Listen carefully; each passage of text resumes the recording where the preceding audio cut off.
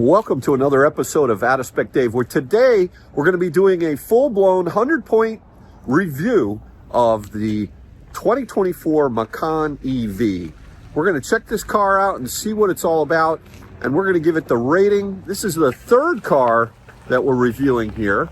The first was the Kia Niro, the second was my Model 3, and now we're doing the Macan EV. So we got the categories dialed in. Let's get into this. Let me take you on a little tour of this vehicle.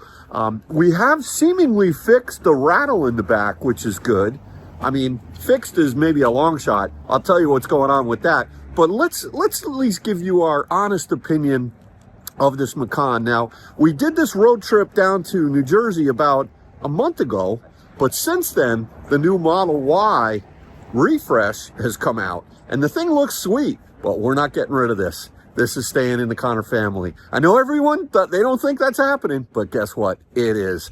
And let's tell you all about this vehicle. Kathy loves it, and so do I. Let's get into it.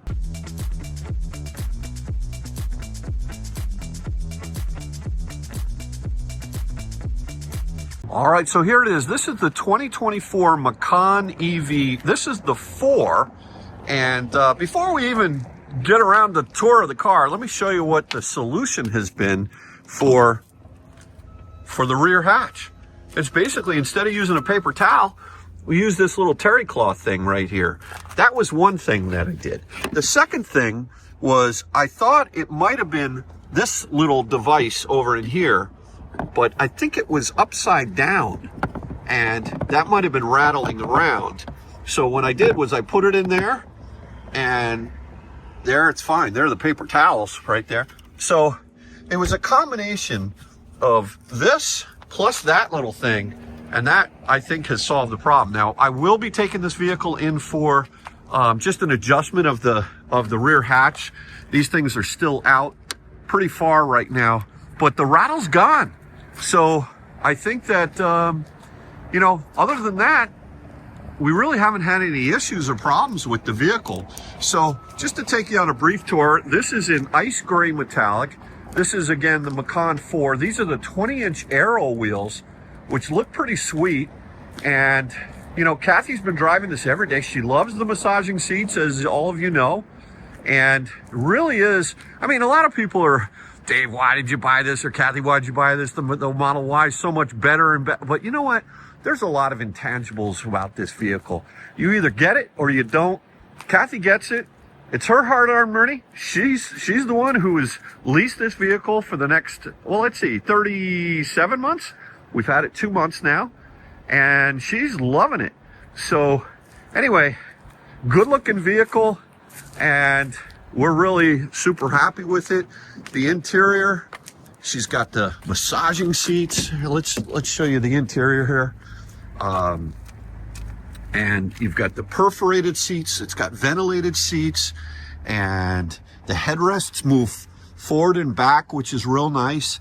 And it's just a great cockpit. And then also the roof actually opens, which is tremendous. You try to do this. Oh, I don't have the car on right now, but try to open up a roof in a Model Y. You're gonna have a hard time. So that's a real nice thing. And then let's just see if we can get the frunk to open here. You just run your hand right across it and give it a little enticement there, and it opens up. Not a huge frunk, but it's functional. I've got our Fantic air pump there in the front there, and yeah, looking good here. So anyway, there you have it. Kathy's loving this vehicle. Let's get into the review of the Macan 4 EV.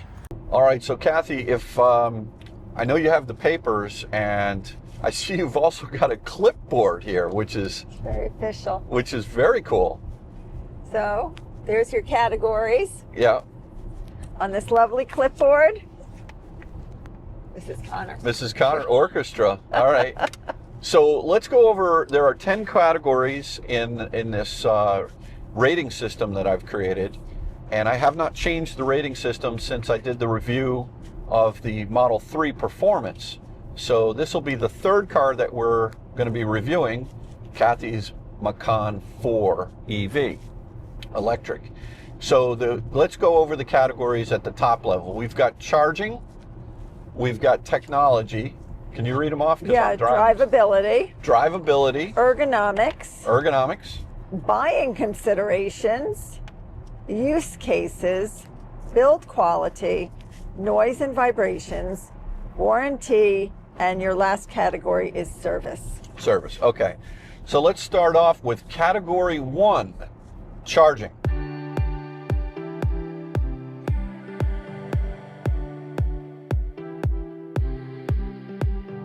All right, category 1, charging. There are, how many subcategories do we have here, and how many total points do we have? You so have, this is total points 100, but how many? Well, in this category, you've allotted 22 points for range, DC peak speed / curve, plug and charge, NAC support, and AC charging speed. Okay. All right, so the first category under charging is range. And you have 8 points allotted. Total of 8 points. Okay, so this car gets EPA rated range 308. I would say that in the wintertime, it's definitely not going to achieve that at highway speeds. However, Porsche typically is pretty conservative with these types of things, but it's not class leading sort of range at 308. So I'm going to give that 4 out of 8 points. Ooh, harsh. It's 50%. 4 out of 8. I mean, 8 out of 8 is, you know, like a Model S, Lucid. Unfortunately. I don't know what triggered that. All right, what's the next category? Next category is DC peak speed / curve. How many points total for that? 8. 8 points total for that? Yes. Okay, I'm going to go 7 points out of 8. This car charges extremely well. I think that, you know, we're probably going to see on a proper DC fast charger that's capable of putting out, you know, 350. We're probably going to see low 280s, and the curve is relatively flat. So unlike the Tesla Model 3 or Model Y that will see a peak of 250, not only will this car see a peak of 280, I think it's rated at 270, but it'll see a peak of 280, 281. The car will hold at 50%, you're still going to be pulling like 160, 170. Now we're going to be pulling in today up in Massachusetts to hopefully a working EA, and we can test that, but the curve is so much better, and the charging is one of the main reasons why this is a great car. The infrastructure itself is a different issue. What's the next category? How many points? Okay, plug and charge, 2 points max. 2 points max. Okay, so plug and charge there is plug and charge for this car. However, it will only work with EA, or if you kind of enroll for the EV Go system as well. I would say, you know, I'm not sure if there's really going to be plug and charge once the car ends up getting NAC support or not. So I'll give it, look, plug and charge, you know what? It works for me. I'll give that 2. I was thinking a 1. A 1? Because of everything you just said. If you don't have 100% confidence that you can plug and charge, isn't that a 1? Well, so the thing about Tesla is if you go to a Tesla supercharger and you have a Tesla, you know plug and charge works all the time, right? But if you go off-brand, if you go off-brand to a CCS charger and you use your Combo 1 adapter, you're not going to be able to do plug and charge there. Hey, look at that, DC fast charging, Apple Greens. That's good to know. So I don't know. I'll let you give the number, but that's just my. All right. You know what? I hear you. I'll go 1.5 points. Okay, I agree with that. 1.5. Next category. NAC support. NAC support. 0. No. Minus. How many points? Oh yeah, you have 2 points. 2? Minus 2. Oh, I love that. I mean, that. Come on, Porsche. Let's get the NACS adapter in the hands of People like me. People like us, right? You know, it's now the one thing you have to understand about this car is that even when we get the NACS adapter, because this is a high voltage car, we're not going to be charging at the 250 kilowatts like a Model Y would at a V3. At a V3, we're probably going to see, I don't know, it's going to be interesting. I haven't plugged this car into a V3 Magic Dock yet, and I don't believe there are any on the way up. I was going to ask, because that would be great yeah, to see. I could check that out, but it's probably going to be 125, maybe 130 kilowatts. But at least, you know, once you get the adapter, you're going to be able to rely on the Tesla supercharger network, which there's a lot more of them. I just lost a GoPro. A lot more of them, and that's number one. And number two, there's a lot of throughput, you know, so I think we'll have a lot less stress, even though you're going to be able to pull only 125. But what's going to happen is you're going to pull that 125 or 130 like all the way through the whole pack. Right. And you know, if you charge up to 80%, you're still going to be probably pulling that 125, 130 at, you know, 70+%. So it'll be interesting to see, you know, Jordan, I believe Jordan and Colton, maybe, or Jordan and Andreas did a test where they raced the brand new Ioniq 5 2025 with native NACS built into the car, and they raced that on a Magic Dock at the what do you call that? The place I love to go to. I'm losing it. Mohegan Sun? You know, it's no, not Mohegan Sun. Where else do you love to go? The Beaver guy. Oh, Buc-ee's. Buc-ee's, man. You know what? I am getting If old. it's not a casino, it's Buc-ee's. Right. That's right. I am getting old. It is. I have an excuse. It's my birthday. I'm a year older now. That's right. So Buc-ee's. I will never forget about Buc-ee's again. Anyway, interestingly enough, from 10 to 80%, the high voltage Ioniq 5 with native NACS actually charged faster than Jordan's Model 3, which peaks out at 250. So that's why I'm not that concerned. And that's why, Porsche, you shouldn't be all that concerned about giving us that NACS adapter. I know there's a lot of things that go behind the scenes, but man, I'll tell you what, it's crazy out there right now with CCS. It would really be helpful. It really would be. All right, so -2 on that. Yeah, you got that. And then the next one is AC charging speed. AC charging speed. Max of 2. Max of 2, I give it a 1. We're only seeing 9.3 kilowatts, even though Porsche states in the manual that it will draw 11, it doesn't. And so I don't know why that's the case, but look, why wouldn't I give it full points for 9.3? Even if it was 11, I still wouldn't give it the full points, is because if you, there are some AC charging cars, there are some cars that can charge up to 2 kilowatts on AC. And, you know, if you're an Uber guy and time is money, then I think that's important. For me, AC charging 9.3 versus 11, even at 19.2, it's okay, because you come home at 5 o'clock, 6 o'clock, 7 o'clock, your car is going to finish at 1 in the morning versus 3 in the morning. What does it matter? But if time is money for you with AC charging, then that's why I have to knock it. So that's category number 1, charging. Okay.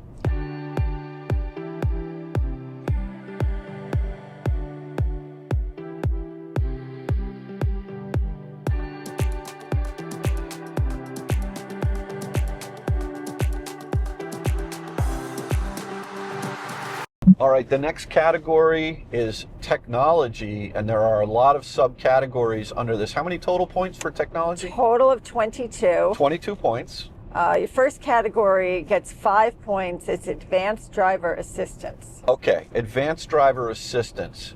What did I give the Model 3 last time out of 5?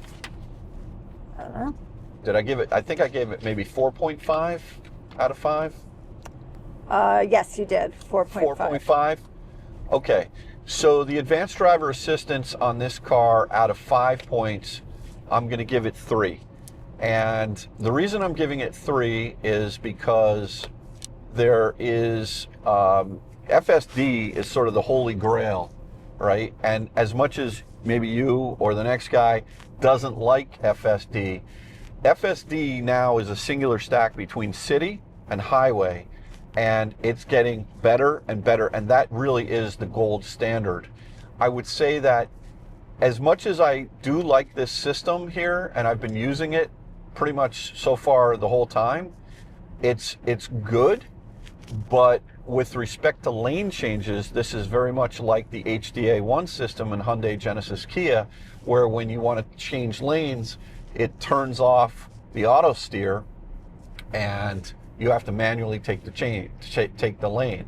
It doesn't have any kind of capabilities as far as city. I think I'm being generous with 3, but I'm going to leave it at 3. The other issue is that the tracking itself is quite good. However, on tight turns, it's not as good as Tesla, I must say. So I'm going to give it 3 out of 5. Next category? Is automated route / trip plan. How many total points? 5. For that? Okay, 5. Okay, so the automated route planning is very good in this car. And it's very fast. It's very fast because what it's doing is it's sending a signal. All right, here's where you are. Here's where you want to go. It's sending a signal up to a computer in the cloud, one of those floating computers in the cloud, and it's sending a signal back very quickly as to the calculation, and it takes into account all the different types of chargers that are in its path, and it really does a good job. What I've found, though, is that it seems sometimes that I have to override it a lot. I also do with Tesla, but it is very good. And the thing I do like about it is it gives you the ability to set one level of charging as state of charge that you can arrive at the intermediate stops, and then the last one. So for example, we're on our road trip up to Vermont, and we're saying 7% arrival at all DC fast chargers along the route, but I need to make sure that when I get up to our little vacation spot at the mountain, I want to have 45% state of charge, and I like that ability. Tesla just in the holiday release just added the ability to specify state of charge at arrival, but it doesn't give you the ability to say on your final destination you can have a different one. We needed that, as a matter of fact, when we did the surge from Seattle to Boston, because downtown Boston there were no DC fast chargers. So for all those guys that were, guys and gals that were racing hard into, arrive at 1% state of charge in Boston, or maybe even 0%, they would not be able to get out of there unless we charged them off the Lucid, right? Going vehicle to load or vehicle to charge. So I think that navigated that pretty well through there. So, you all right? Fine. So how many total points on this category? 5. Okay. I'm gonna give it.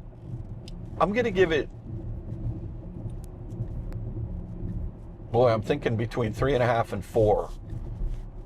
I think I'm gonna go 4. I think it's pretty darn good, and I think it's only gonna get better with time. It'll be interesting to see. Slow down. This guy doesn't know what he's doing. I get it.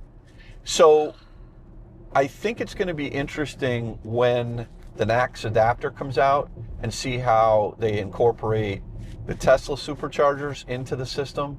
I'm just going to sit here going for the hazards because this is stopped.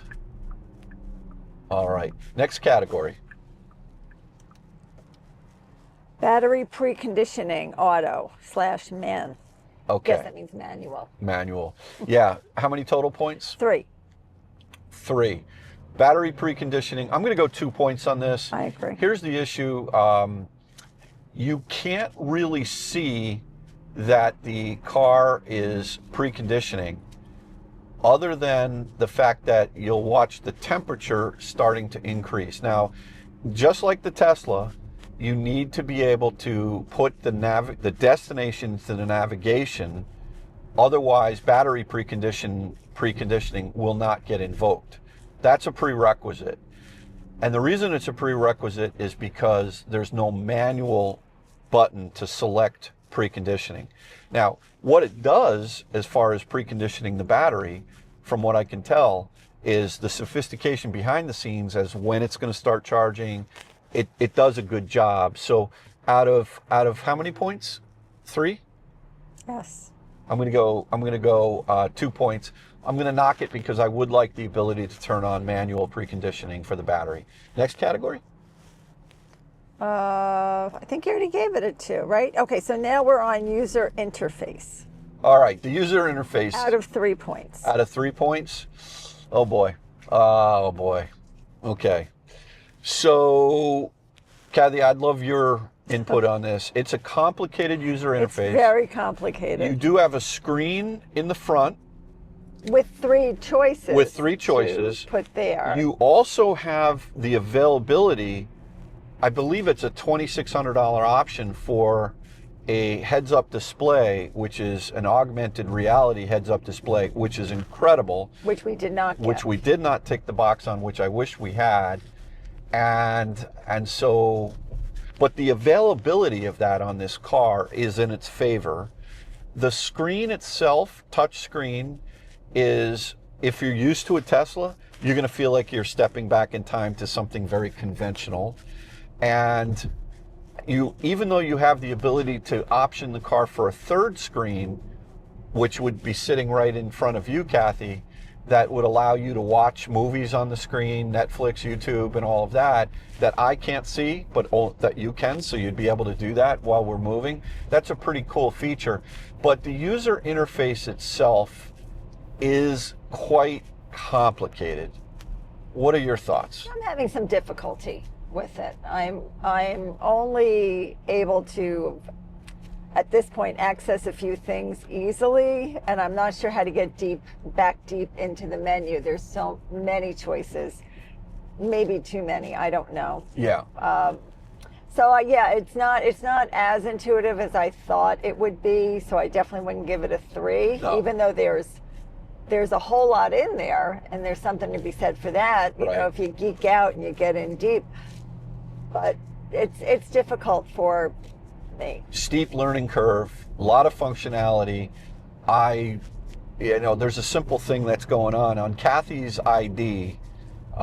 Just to say, if Kathy's logged into the car and I want to log into the car, it takes like, I don't know, a full minute for it to load up all of my settings.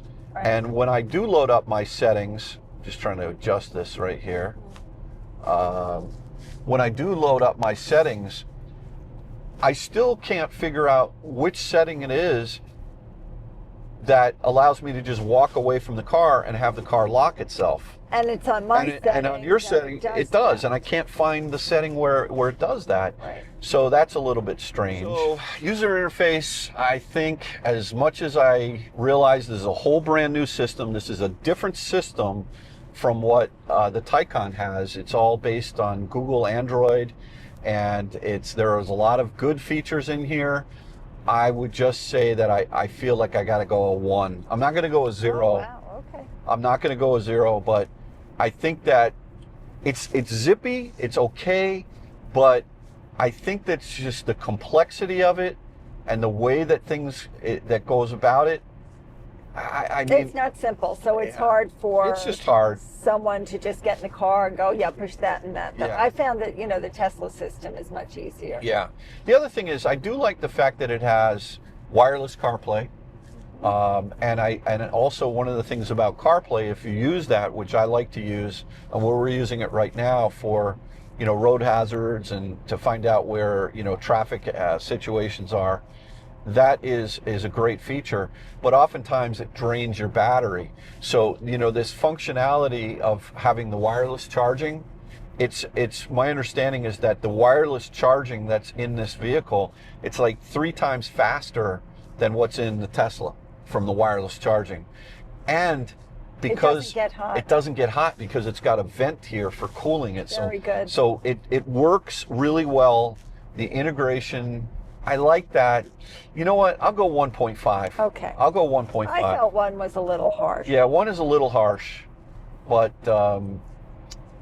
yeah. And the other point I want to make is with the user interface, I'd be remiss if I didn't talk about it's not only touchscreen, but it's buttons as well. Yes. Right? So there's a lot of redundancies in the car for climate control, as an example. Here, I got to do a manual move here. That allow you to use buttons as well as on the screen, and I do like that. Do you like that as well? I like buttons. You like buttons. With the climate, I'm particularly just using that all the time, the buttons down below. Yeah. Okay. All right, great. What's the next up is over-the-air updates for a max of 2 points. All right. So over-the-air updates, I am going 1 out of 2 on this, and the reason is because I'll give you an example of what Tesla is able to do. There's 2 different types of over-the-air updates. There's software over-the-air updates and firmware over-the-air updates.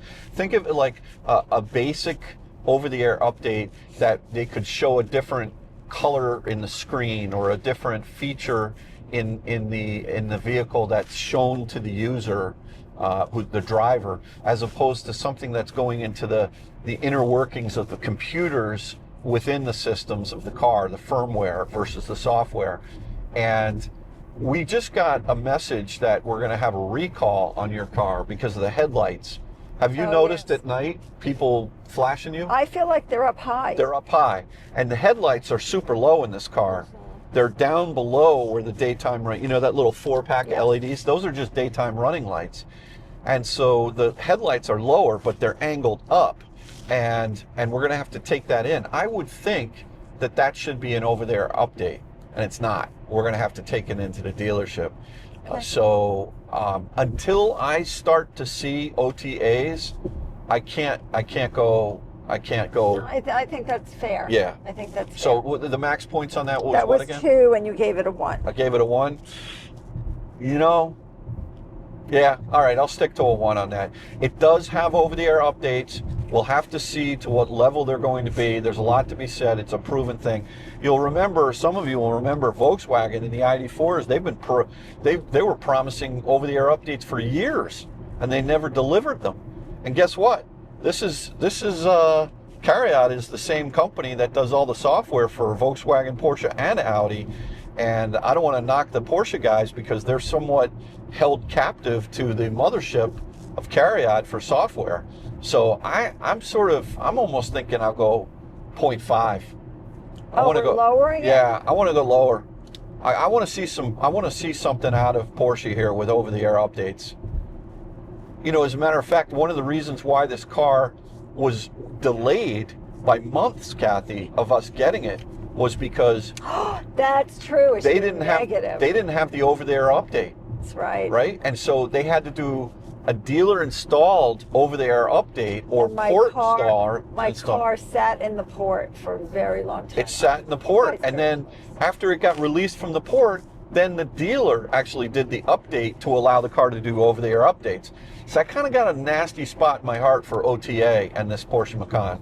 So I'm giving it a half. Okay, so is that different than your next category, which is remote app support? No. Okay, so remote app support with a total of 2 points. Total of 2 points. Let's talk about that. So how many times have you tried to precondition the car in the morning so it's warm when you go to work? Every day. Every day. How often has it failed? A few times. A few times. A few times. So out of 20 times, of 3? Out of 20 times, yeah, I'd say 3 or 4. And the other issue I find with it takes a while to connect. So when I had my Model Y, I could just hit precondition on the app and it was immediate. Immediate. There was no hesitation, and now I have to wait. It circles, it circles, it circles. Maybe within a minute or so, it finally connects. Yeah. But it also isn't like the Tesla where it must be the setting I leave it in, because when it goes on, my heated seat is on, But in the Tesla, I would hit if I wanted the heated seat on. You know, I had choices. Maybe I wanted the back seat on. Maybe I wanted the front. So I'm thinking this one just turns on exactly the way I left it. Maybe. Which is fine. Yeah. But it's definitely slower. Yeah. And I've noticed a lot of times that I go to turn on the precondition in the morning for you, and it's very nice. And I'm logged out. And then I got to log back in. Well, that happened to me today. It's happened to me a lot. What are the total points on this? I think it was 2. I'm going -1. I'm not happy with this app. You know, the Tesla app, again, it's the gold standard. So I'm not, I mean, just Porsche engineers, right? Look at what the Tesla app does and replicate it. It doesn't need to do anything more better. As we see, as a Model Y goes flying by us here, it's okay. It's a little better than the Volkswagen. The Volkswagen ID4 that worked about 40% of the time. This is working more often as far as the preconditioning. But you know, it's also little things like when you, if you're driving, I can see your location, but it doesn't really tell me exactly where you're going. You know, are you stalking me? Absolutely, absolutely. And so, but in the Tesla app, I can see where you're driving down to the mile per hour.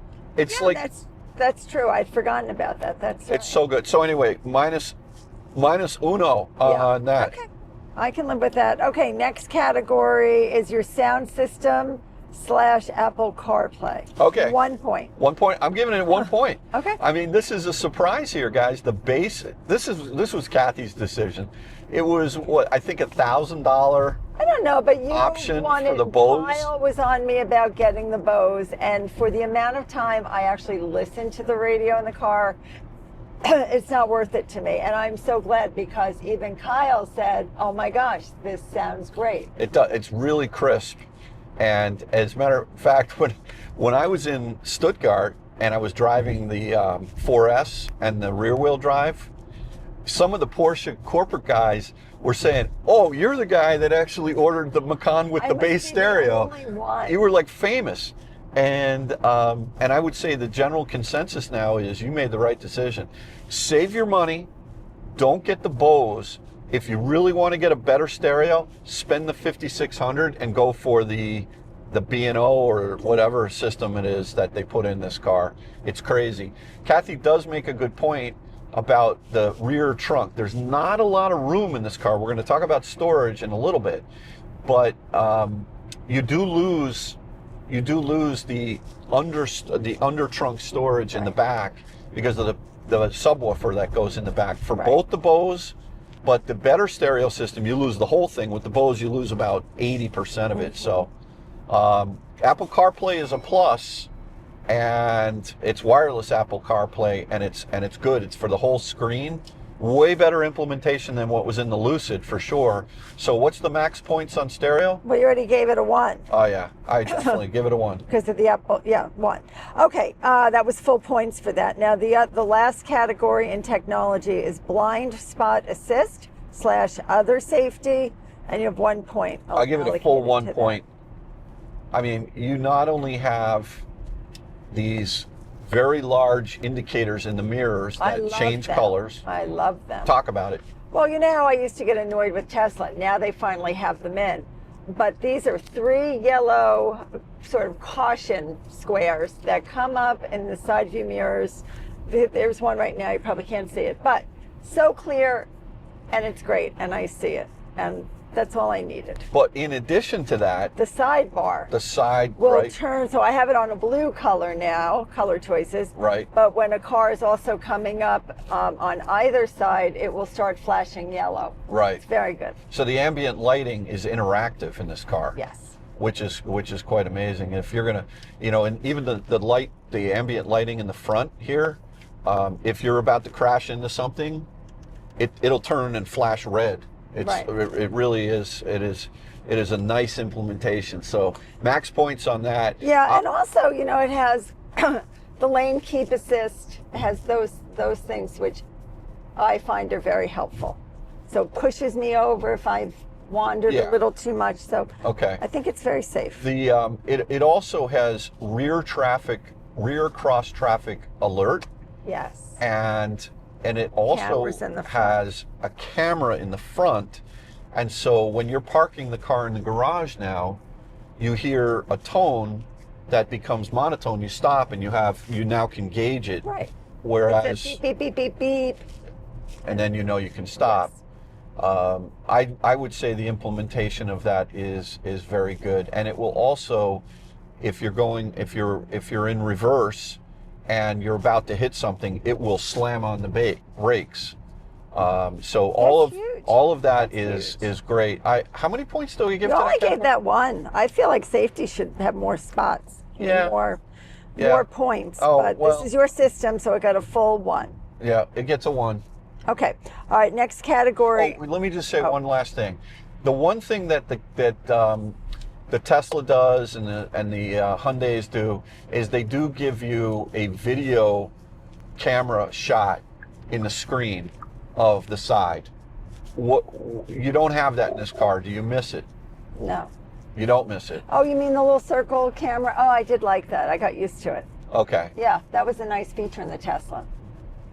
But the downside of that technology is that if you're looking over here in your mirror and the camera is and the information is over here, you're looking here and not looking there. I know, but honestly, you get used to it, and it's highly accurate. So I really started to rely looking there because you can really see far out. So that video camera is Do we ding this car for not having the video camera? No, I don't think so. I think because who else has it besides Tesla? Oh, a lot of companies do, yeah. I don't know. I mean, specifically. I'm not dinging this. This has a lot of safety features. Remember the Kia Niro we rented? Barely. Well, okay, I think let's move on to the next When we were in Florida, we had a Kia Niro for the whole week. Okay. And that had it. So, anyway.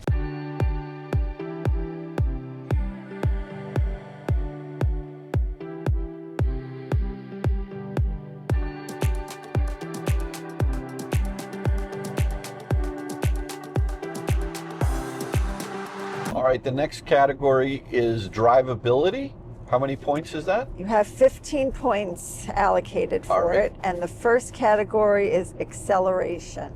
Acceleration, what are the max? Five in each category. 5 in each? Acceleration, handling, and regen. Okay, now this car does 0 to 60 in 4.9 seconds, and while that is it's more than what you need, when you compare that to other EVs, it's not great.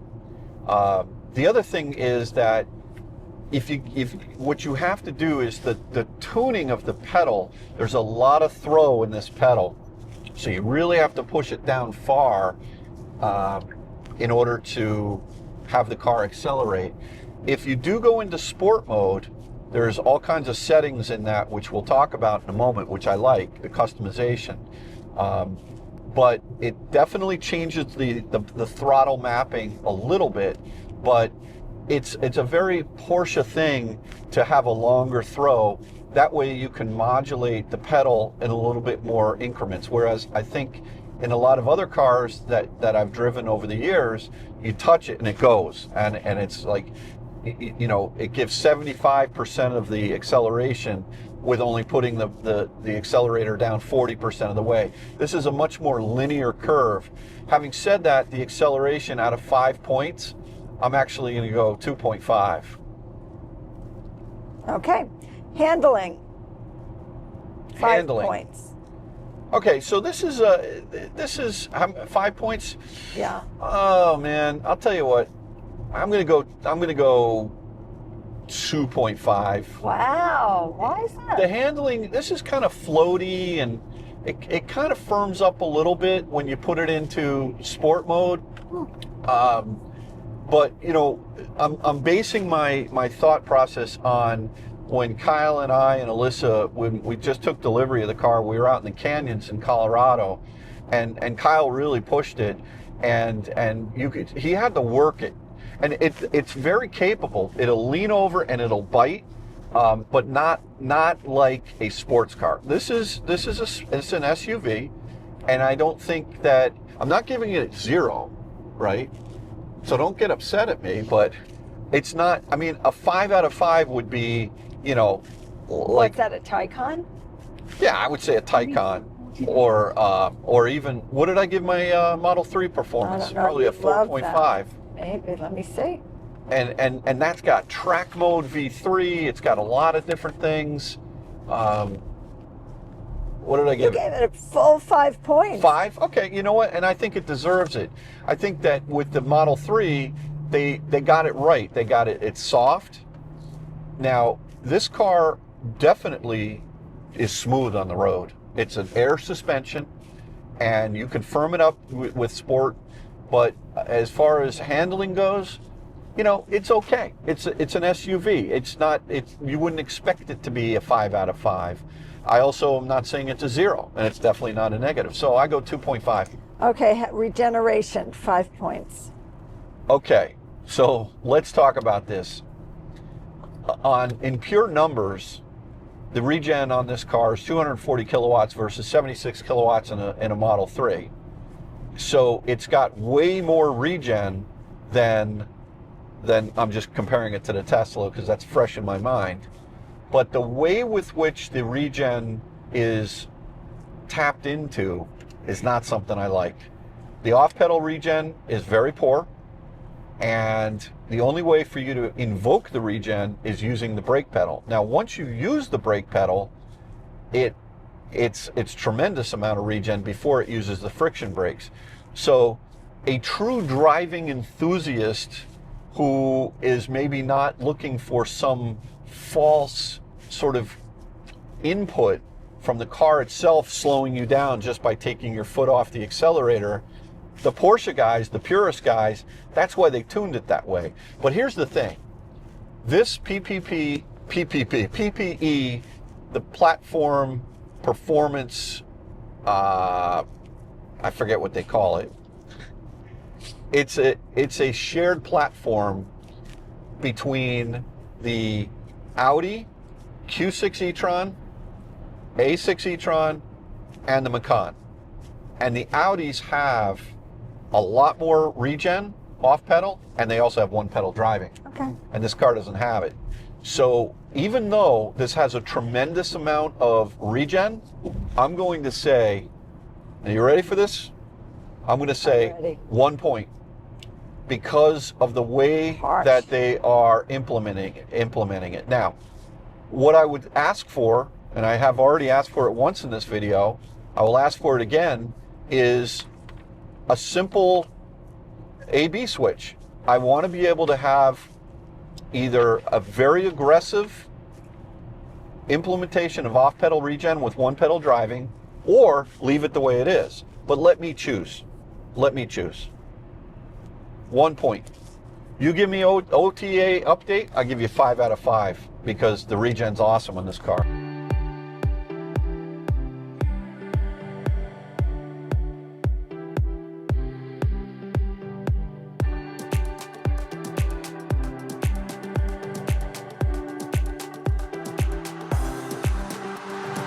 Okay, next up is ergonomics. Total of 12 points. Okay. Consisting of front seat comfort, back seat comfort, storage, pet modes / security modes / other. Okay. All right, I'm gonna let you do, this is your car, I'm gonna let you do front seats. Okay, so you are maximizing the points for front seat as a 4. It gets a 4. It might get a 4+ just because of the great heat and the great massaging. But I don't know if you're giving bonus points. I'm not giving bonus points. So then it gets a full 4. Gets a full 4. So let's talk about this. There are you have lots of different options when it comes to Porsche. This is one of the main sort of, if you really want to customize a Macan, it's insane how many different things you can do. And let's talk about, we're going to see a lot of this on the interior, especially. Heads-up display, different radios, of course. But the base seats they don't come with leather, and you can specify leather, which we did, and then you can specify a 14-way adjustable seat or an 18-way sport seat. Now, the thing is, if you want to get the massaging seats, you can't get the 18-way sport seats. So you have to actually get the leather seats, 14-way, and then choose massaging. Right. And so it ends up costing like maybe around $4,500 worth of seats, of options to get these seats. And they are not only heated, but they're ventilated as well. And you can turn the heat on and the ventilation on at the same time, so it passes the Kyle Connor test. Right. Yankee Candle here. Oh, I spent a lot of money back there. Oh back yeah, in the day. absolutely. Here we are. The other point I'd like to bring up about the massaging seat, it's Yeah. not just one option. You can get 5 different choices. 5 different Massage. choices, right? So I think that's a bonus. And you have different levels of intensity. Yes. As well. So and the massaging seats are on both sides, and they're very good. Very Now look, good. we had the Lucid. Would you say they're as good as the Lucid? You would. Okay. I would. From what I remember, nice Tesla over there. I would agree. I would Yeah. agree.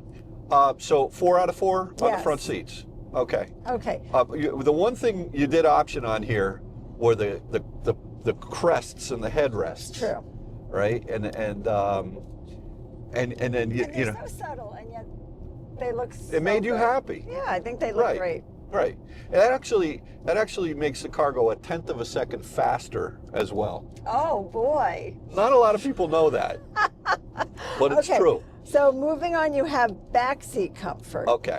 I think the only one we can ask about that would be Maisie right now. Maisie. Are you comfortable? Well, she's going to score it. All right. Bark twice or 3 times? What is this, category 3? Yes. Ruff, ruff, ruff. Oh, Yeah. she's so happy. Yes. So- I say 3 points. It's not Uh, big. It's not big, but Yeah. you don't have big there. You have comfort. I know I have comfort, but Is it not? so let's compare this. It's Well, interesting. I'm thinking now Lucid. I guess you can't compare it. Not to really. Lucid. I think one of the pieces of information I got feedback from the viewers was that I was comparing in my last review, my Model 3 performance. I did a lot of comparison to the Model Y, and they were like, Dave, that's not really fair. You should really be comparing the Model 3 to, let's say, an Ioniq 5 or, you know, some other cars that maybe an EV6 or what have you. That makes sense. So what I would say is, having said that, we should compare this car to, I'm going to say it, a Model Y, right? I think And so. and what I would say is that if you fit in the back seat of the Macan, they're much more comfortable. They are perforated seats, but they're not ventilated. But they are heated on the outside, on the on either side of them. They've also got a nice center armrest with cup holders that are that's built into them, built into it. The rear seats do fold down independently. Okay, but you're not asking about that. Comfort. You said comfort. Right, but there's not a lot of room. Right. Leg room is tight. Having said that, the leg room is more in the rear than it was in your gas version of the Macan that you had. But if you're comparing this To a Model Y, it doesn't have as much room. The Y is bigger and probably The seats, comfortable. I would say the seats themselves in the Y, I feel are a little firmer, and your knees go up a little bit more at a higher angle. These seats are a little bit more cushy in the rear, so comfort, as long as you fit and you're not complaining about the rear seat leg room, I think you're going to be fine. So 1, 2, or 3? I would go 2. What would you say? 2. Okay. Now that we talked it through. Yeah. Yeah, I think I agree with that. Okay, next is storage, and that has 3 points. I will say off the bat, if I'm allowed to jump in on Jump your in. review, just coming out of the Y, The Y, I think, has much more storage. It feels like it does. Yeah. Frunk is smaller, a lot smaller in this car. I think about all the things we used to put in the frunk of the Model Y. And, you know, today, just because really it's the first time we're packing for like a real road trip, I think we fit one or two little things. Yeah, and there's not, and we have the big charging cable up there, and I have an air pump up there as well, and that's it. Maybe you can get a bag of Fritos, and that's it. The Model Y, it seems like it has more room in the trunk area, and we could look at the stats, but this is more of a gut feel thing. Also, the cavernous sort of when you open up the floor, like the floor, that thing goes down super deep. In the Tesla. In the Tesla. Not in this. Right, not in this. I mean, so I'm going to say if we compare it to that this is not nearly as much. As the Model Y. We were just talking about storage and just overall space in this vehicle. It is larger than the gas equivalent of Macan, but it's not as big as the Y. And it doesn't feel like it. We got a lot of stuff in here today. It's going to be interesting on the way home. We're going to have our daughter with her stuff. Yeah. So we'll see. We may have her hitchhike. We're not sure. But two people and a dog, this is perfect. Yeah. Perfect. It's all you need. So if you have, give it? If you're a family and you've got, you know, if you're at the Cayenne, when that Cayenne. The Cayenne, I think the Cayenne would be the move. Yeah. All right. So storage, how many points for storage? I think you said three. Three? I'm going to give this, I'm not going to knock it, but I'm going to go 0. That sounds like a knock. No. It's like, it has storage. It's not that it doesn't have storage. You think it should be a 2? I would give it a 2. If you're comparing it to a car of similar size. Yeah. Right? I would call the Tesla Model Y a 3. Okay. And this a 2? I would say this doesn't have a ridiculously less amount of space. It just has a little less space. Well, you know, the other thing is storage up here in the front. We're trying to have our McDonald's, and where do you put the McNuggets, and where do you put the drinks? I have to buy you a and there isn't a place for, like, it just. All right, I'm giving it a 2. All right, but you're the reviewer. I go 1.5. All right, 1.5. You win. I would have gone 0. Okay, next. All right. Is pet modes, security modes, and other. 2 points.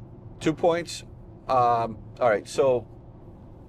It has a mode to keep the car on, like we were just into McDonald's and whatever. Actually, we did curbside there. No, we went into home goods, right? And we left Maisie in the car. Why? Because it was warm in the car. It's not like it's super cold out. It's not like it's super hot out or anything like that.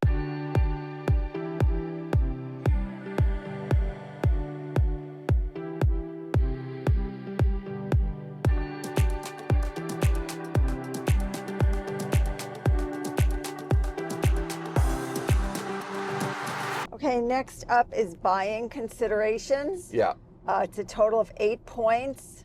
Value for the money, 4 points. Brand reputation, 2 points. Tax credit eligible, 1 point. And dealer or direct model, 1 point. Oh boy. Oh boy. So start for value for the money. Watch out, Porsche. You're going to get hit hard here. Value for the money, how many points is that? 4. 4? I'm going to go -2. This thing's expensive. And when you think about the value for the money, and when you're talking about comparing it to other vehicles that are on the market, this is a lightly equipped Macan 4. And while it's amazing, and there's a lot of reasons why it's worth the money to us, when you talk about value, this thing's 87 grand, and that's a light build, right?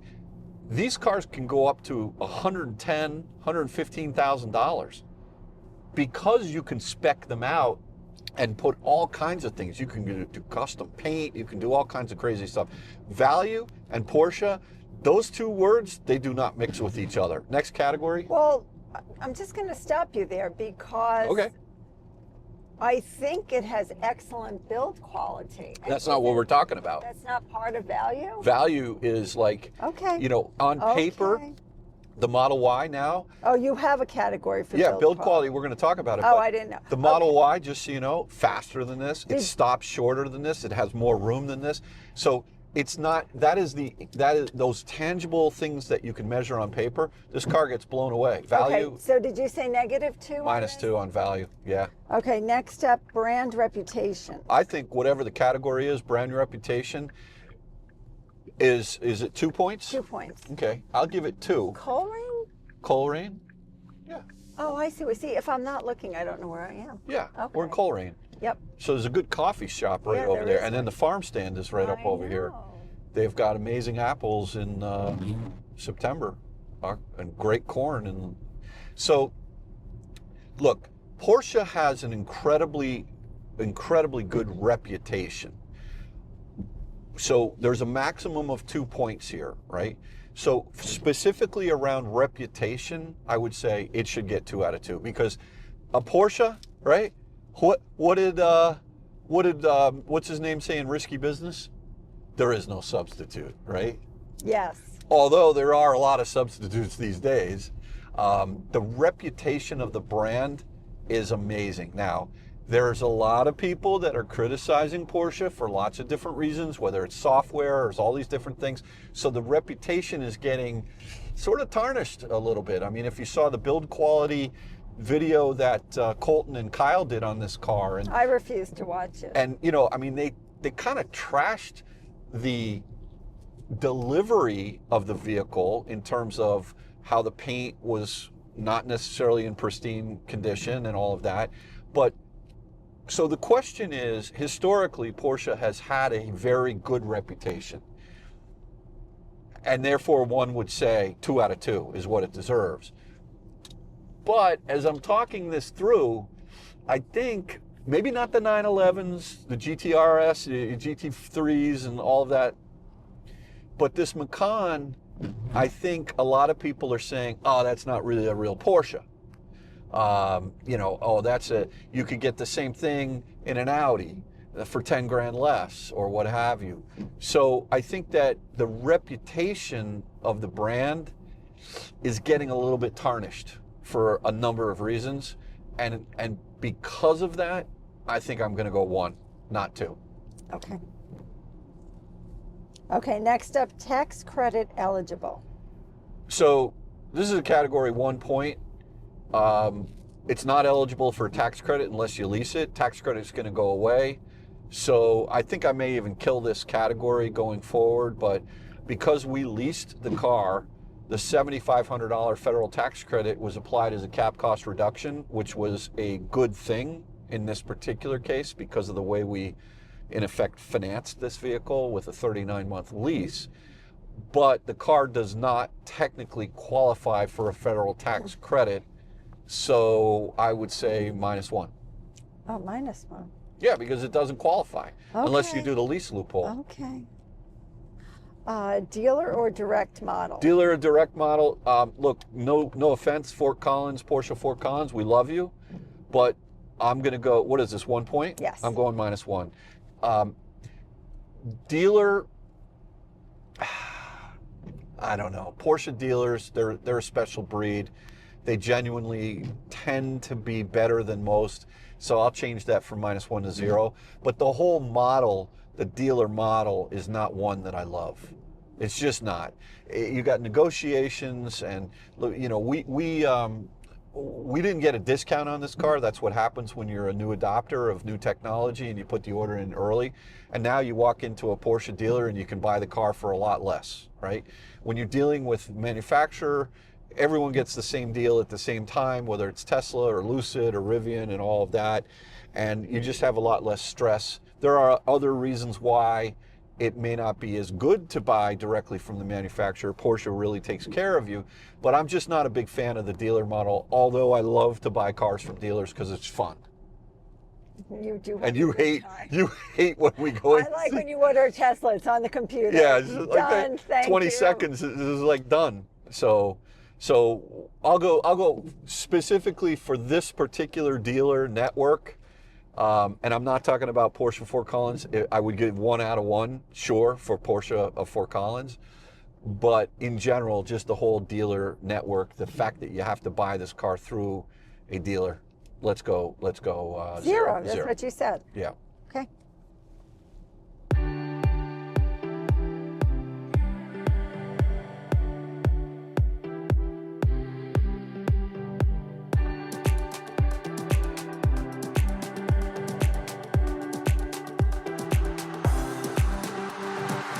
right, next category. Okay, next up is use cases. Yeah. Total of 6 points. First category is daily driver commuter. Well, you do that every day. How do you feel about it? I love it. All right. So I would give it a 2, but you have to tell me what you think. So I it's would the most comfortable daily driver I've ever had. Yeah, and I also like the fact that you have charging ports on both sides of the car for AC. So if you're charging at home and you're not doing DC fast charging, to be able to put the cable in now to this car, instead of going around the back of the Model Y after you've put the garage down, then you go, I can't fit behind it. Now you got to put the garage back up. That's a small thing, but it's... I actually think it's a big thing. Yeah. It's a major convenience to be able to charge on either side of the car. Daily driver, amazing daily driver. Amazing. Amazing daily driver. Can I give that one its full points? Yes, Thank absolutely. You. Okay, next up is road tripper. Total of 2 points. 2 out of 2. This is an amazing road tripper. It's super comfortable. It floats. Great massaging seats. Charges incredibly fast. Got a great curve. And yeah, I think that this is, whatever the max is, the car itself is a great road tripper. The challenge is the current state of play for CCS is not. But it will improve. But I'm not going to knock the car because of that, especially when it's going to be soon, it's going to be getting NACS, which I did knock it for not having. So yeah, whatever the max is on that. That was 2. 2 out of 2. One other category for use cases is your off-road / towing. Okay, so we do have a tow hitch on this vehicle. It will tow up to, I believe, is it 4,000 pounds? 2,200 kilograms? It's not terrible. We haven't done any testing with it, but you can tow with this vehicle. And as far as off-road, what I would say is light duty. Is that what the category is, off-road? Off-road / towing. Yeah. So there is a mode in this vehicle which is off-road, and I haven't used it yet. I need to learn more about it, but there is a dedicated mode for it. So what I would say is, for what it is, this is not like a giant pickup truck, you know, give it the max category. I think it's good off-road, not rock crawling Jeep Wrangler jacked up 4-inch lift kit off-road, but if you're going camping or whatever. I remember when I was in Germany, the gentleman that I was with, we took the Macan 4S. Yeah, we took it like up into this field, and it was a apple orchard, and we hit some pretty serious mud. And you know, because you have an air suspension, you can raise and lower the suspension. It has some capability. So max points for what this vehicle is.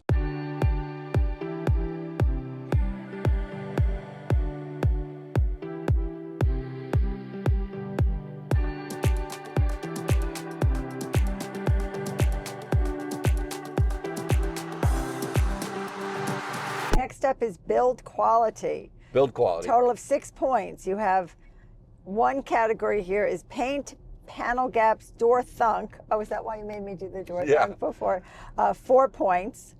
And the next category, known reliability issues, is 2. So start with the paint, panel gaps, door thunk. Okay.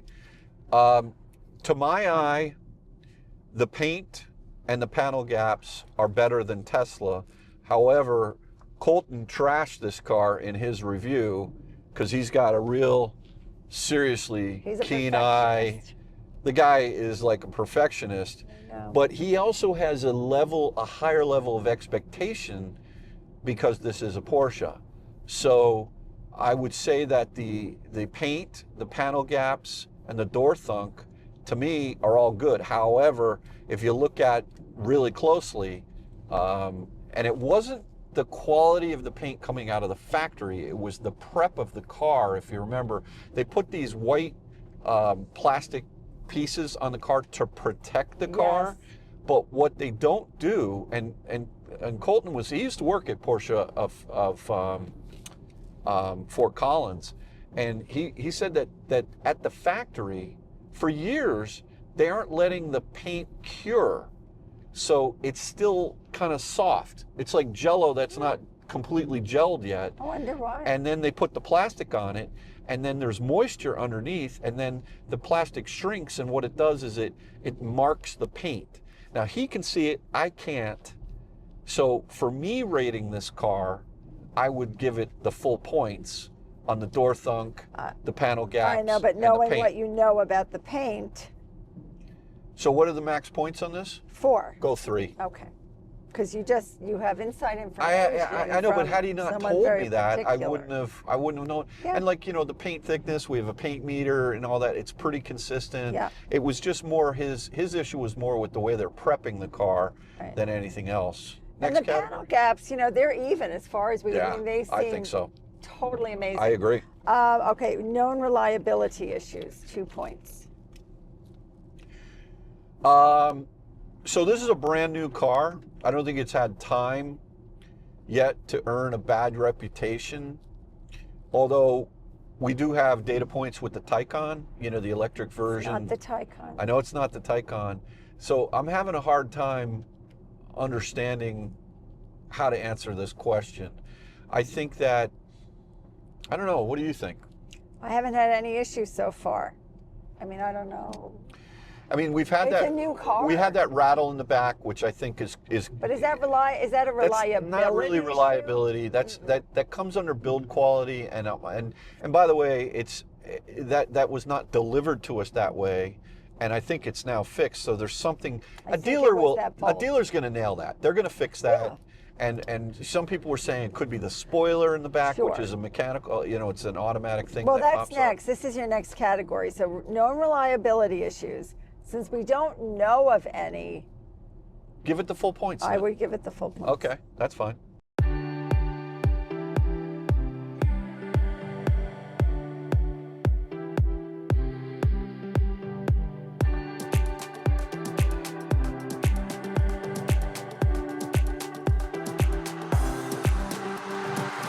Okay, now you're getting into your noise and vibrations. Yeah. Total of 4 points. Yeah, I mean, obviously. 2 each. Wind, cabin, tire noise is 2 points. Right. So wind noise, I hear a little, but it's not crazy bad. I think it's normal. It's there is an option on this vehicle that you can get, like insulated glass that supposedly makes it even more quiet, so that you can hear the rattle in the back. One guy said on the Macan EV owners forum, that's funny. He's like, yeah, I got the insulated glass, so the rattle in the back is even more pronounced. That's funny. So wind noise, tire noise. You know, tire noise. We had a little bit of an interesting discussion about that. I don't really hear a lot of tire noise, but a lot of people said that you have to judge the car based on the OEM tires that are delivered with the vehicle, right? So we're running snow tires on this car now, the Nokians, Hakkapeliittas, R5s, and you know, by definition, it's got a much different, more aggressive tread pattern than let's just say. Are people saying that have the original tires that they feel is quiet? No, I think it's quiet. Yeah. Yeah. And you know, it's an EV specific tire. They're staggered. The wheels and tires on this car are staggered, which means they're wider in the rear than they are in the front. And as a result of that, you got a lot of rubber on the road. And what I would say is it's not noticeable to me, so I'm not going to ding the car for tire noise. Rattles, creaks, you know, that's where I got to go. I got to really hit it hard here, because there's no excuse for a car. So are you going to give it the full 2 points? No. No, for wind, cabin, tire noise. Wind, cabin, tire noise, yes. Okay, 2 points. Now you're into the creaks and rattles. Now we're into the creaks. Okay, thank you. How many points total? 2.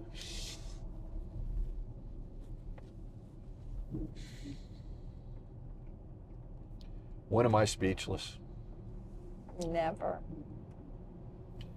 You also I'm just angry. are incredibly sensitive I know. to noises. I know, I am.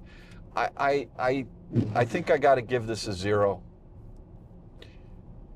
it's just, you know, until we solve this problem, this is not something that should be delivered on a $90,000 car. Quite frankly, it's not something that should be delivered and is delivered on a $30,000 car. I think that this is something that really needs to be taken care of. And, you know, it is a new model, but there's something wrong back there. And a lot of people, it's not just us, and it's not just me. There's a lot of noise on the Macan EV Owners Group website, and a lot of people are doing all kinds of things. I mean, I'm sitting there putting, you know, paper towels on a rack, and I'm unscrewing things, and, you know, I don't know, like putting electrical tape around. Why am I doing that? Why am I even thinking about that? I wouldn't want to do that if I bought a used $20,000 car. And here it is, a $90,000 car. So I gotta go zero. I don't think I want to go -1 because everything away from that, this car really doesn't have any creaks or rattles. It's seemingly that was the windshield wipers, folks. And there's no rain right now. There's no rain. I had it on intermittent. Yeah. There's a little mist, but you know, it's just driving down the road here. I'm going to put it in sport mode, and it'll firm it up around these turns, the suspension as well. I think that, you know, the car, other than that little creak rattle that we are going to nail down, it's really good. So I can't go negative. I'm going to go zero. Okay, that's fair.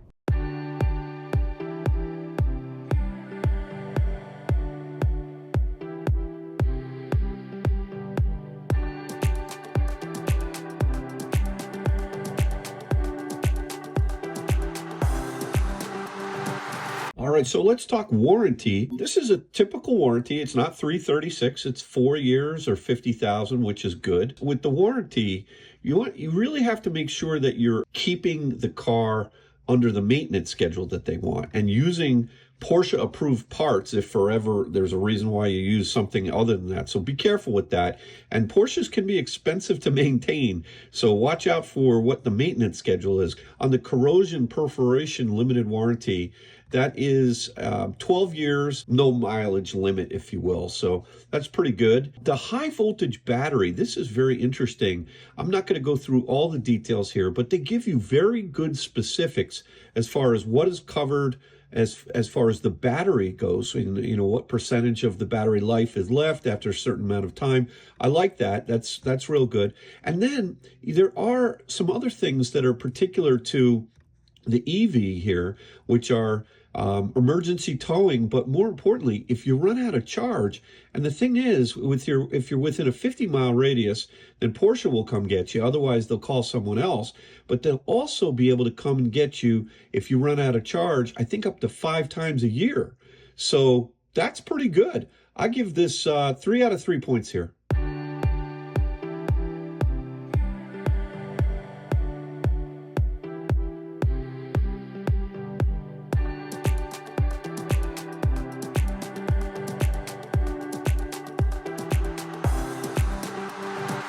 The next category is service. Service. Total of 2 points, 1 point for spare tire / tire mobility kit. How many points? 1. 1 -1. Oh, we have nothing? No. I don't have a tire mobility kit? No. Oh, I didn't even know that. So you get a flat tire in this car, you're going to have a bad day. I mean, that's really, it's to me, I think the manufacturers have either cut costs or trying to save weight or a combination of both. But man, I'll tell you what, it's not good. Okay, I don't like that. I didn't even know that. I thought I had that. Nope. Okay, the next one is roadside assistance program. Yeah, that I think they better have. They have that, and it's excellent. What button do I push up here? Yeah, you've got. There's a button. Yeah, you've got a button up there. SOS. SOS. Got it. And they'll help you out. And so, and reputation. We haven't. I did call them, and I used it, and you know, I think it's good. I mean, to me, it's better than the Tesla system, because with Tesla, you don't have a button to push, and then like OnStar or this system, you actually have to call them on a cell phone. Oh. And if you get into a situation where you can't call them on a cell phone because you're out of cell coverage, that's not good. Now, this thing could be out of cell coverage, but I think it's really nice that they can, if there's an airbag that's deployed, they're going to be able to know that and call you and contact you and do all that. So I think that's good. So maximum on what category was that? Service? Yeah. So -1 for no spare tire, and then a 1-pointer for roadside assistance program. Right. All right. So let's quickly summarize this. In hindsight, I think I was a little hard on range 4 out of 8. I mean, it's 308 EPA. Porsche is typically pretty conservative. I'll know a lot better once we get to some warmer weather, but I probably should have gone 5. I think that the 7 and 8s need to be for the cars that are in that upper 300s, lower 400s. Think about Lucid Air with the Grand Touring, over 500 miles of EPA range. Maybe I'm not wrong, but I think it's a little harsh. Probably should have gone 5, but I'm keeping it at 4. DC peak charge. I mean, this car charges great. It just needs good charging infrastructure, right? Plug and charge. It's worked so far. It's been good. NAC support. Come on, Porsche. Give it to us, baby. We need that. And then AC charging speed. It should have been 11 kilowatts as advertised. I know this is a global car. I think they got their numbers mixed up, but I'm only seeing 9.3, 9.4. Technology, we've given so just to summarize, out of 22 on charging, we're giving 11.5. But I think that can only get better if they once NACS comes out. So technology, we're going to be at 12 out of 22. I'm not going to go over everything here, but the remote app is kind of the weak spot. The over-the-air updates, I think they've got to. I mean, we shouldn't have to take the car in for headlight adjustments, right? You think that would happen with Tesla? I don't think so. Advanced driver assistance, it's pretty good, but it's nowhere near like FSD. And drivability, acceleration on this particular car is not great. I mean, if you want to get the turbo Macan EV, thing flies. It's great. But, it's all you need. But compared to a lot of other cars, even a Model Y, the new Model Y, I think on the launch edition is over a half second faster than this for a lot less money. So you can't really give it a 3.5 or 4 out of 5. Handling, look, it's not really designed to be a sports car. Regen, this is a huge miss, in my opinion. Very strong regen. It just needs off-pedal regen, and it needs one-pedal driving. Give it to us. Just give it to us like like Audi's doing with the PPE platform. I mean, come on. Give me an A/B switch. If you want to drive it in the pure mode, let people drive it in the pure mode, but I think you're going to miss out on a lot of sales of this car. There's a lot of things going against this vehicle. It's expensive. So, we'll get down to value in a moment here. Front seat comfort, amazing. Great seats, incredibly good seats.